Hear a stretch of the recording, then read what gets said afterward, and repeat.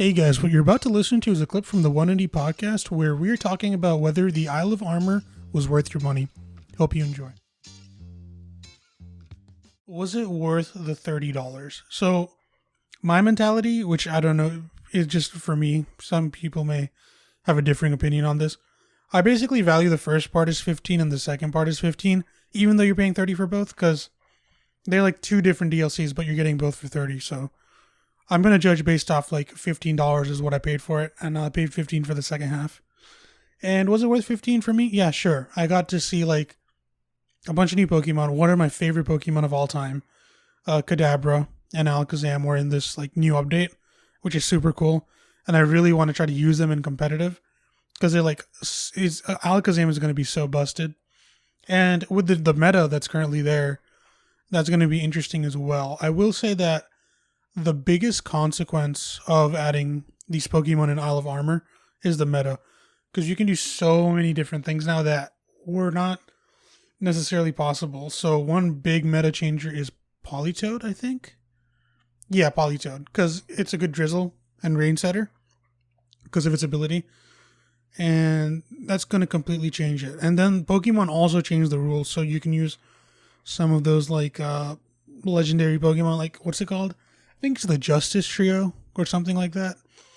Terrakion, Virizion, and Cobalion. Yeah, those three. So you can use them now. And I know we had a convo about how beat up with it was beat up with Whimsicott, and then you use Arcanine that has Justified. It was like an insane strat, and that how Terrakion is Arcanine but like 10 times better.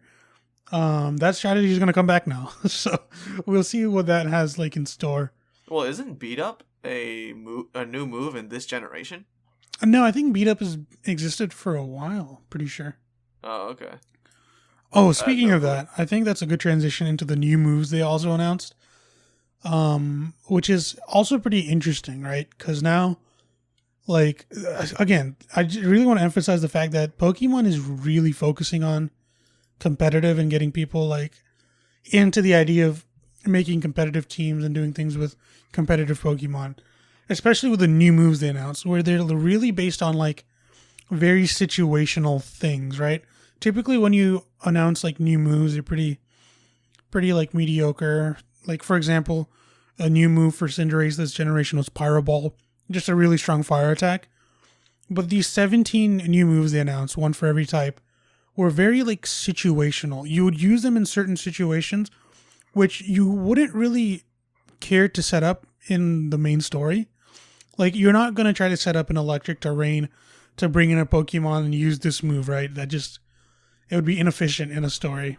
So these moves are really just for competitive use, and it's crazy how much they're still paying attention to it. And that's going to be another fun aspect to play around with. For sure. I think this entire DLC, if you're a competitive player, you have to get it.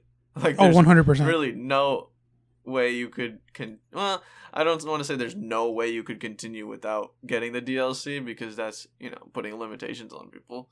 But at the same time, you have so many new moves, so many new Pokemon, the entire meta is probably going to change. So if you play competitive Pokemon, this is a necessity.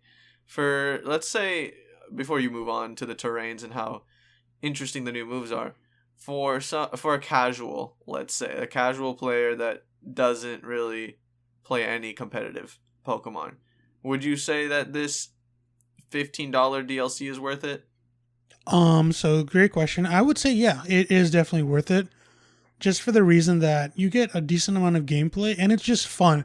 If you like catching Pokemon, which I think is one of the allures of the game itself, and you like finding new species, adding to your Pokédex, challenging different trainers, it's definitely worth it. Like, it's a good, fun experience.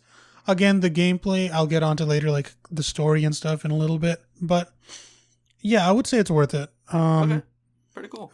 But for you, since I know you, I know that you really would like to play through something with more story. So it really depends on what you value. So I would say you should definitely buy this if you value the following things. You have a lot of fun completing the Pokédex.